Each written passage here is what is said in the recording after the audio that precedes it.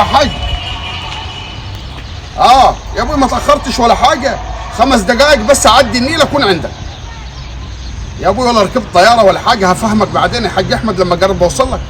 هفهمك بعدين. هسخن العربيه 3 دقائق و3 دقائق اكون عندك بالظبط. ماشي.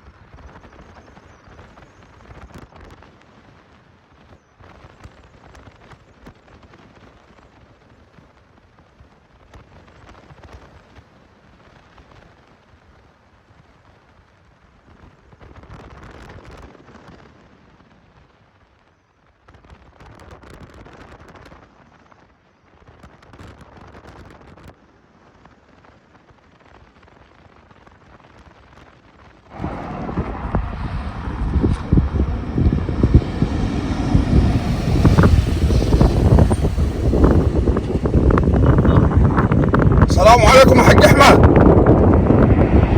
انا وصلت يا ابوي. يا ابوي سرعتي يا ابوي من المحور الجديد ده اللي اتعمل في الاقصر قرب علينا المسافات يا حاج احمد. احنا كنا نلف ب3 4 ساعات الاول. دلوقتي العمليه قربت.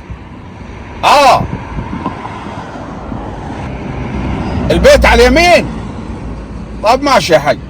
ايوه يا شيخ 5 دقائق ابقى عندك دلوقتي بسم الله ما شاء الله، بدل ما كنا نلف بالساعتين والثلاث.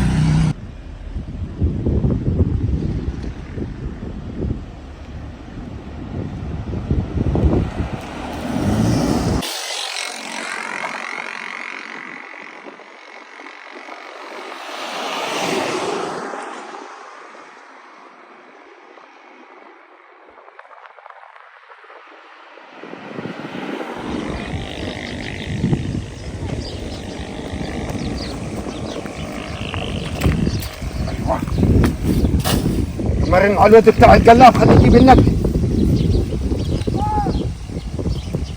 ايوه يا واد حمل القلاب وتعالى قام، ما تخليش كل الدبش اللي عندك.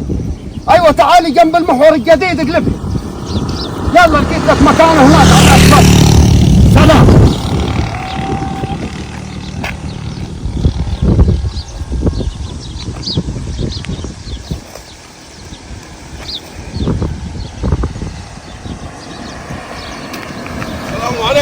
السلام ورحمة الله وبركاته. اهلا وسهلا يا حاج. كيف بتعمل يا حاج؟ كيف بتعمل؟ برمي زبالة هنا. ايه بعمل يعني؟ ازاي يا ابوي بترمي الزبالة والدبش على الاسفلت يا ابوي جنب المحور الجديد اللي مكلف الدولة 7 مليار؟ ابوي يا عم شقة الواد مليانة دبش، قلت انظفها وحمل القلاب ويجي ارمي هنا. ايه التخلف والجهل اللي احنا عايشين فيه؟ عارف كيلو الاسفلت بيكلف الدولة كام؟ 2 مليون ونص. ترمي عليه انت يا اخي بالمنظر الزبالة والدبش يا اخي. مش عيب عليكم اللي بتعملوه ده؟ فين الضمير راح؟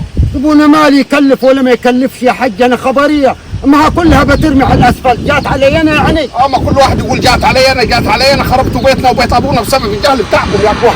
جهلنا ليه؟ جهلنا ايه؟ احنا طول عمرنا كده يا حج.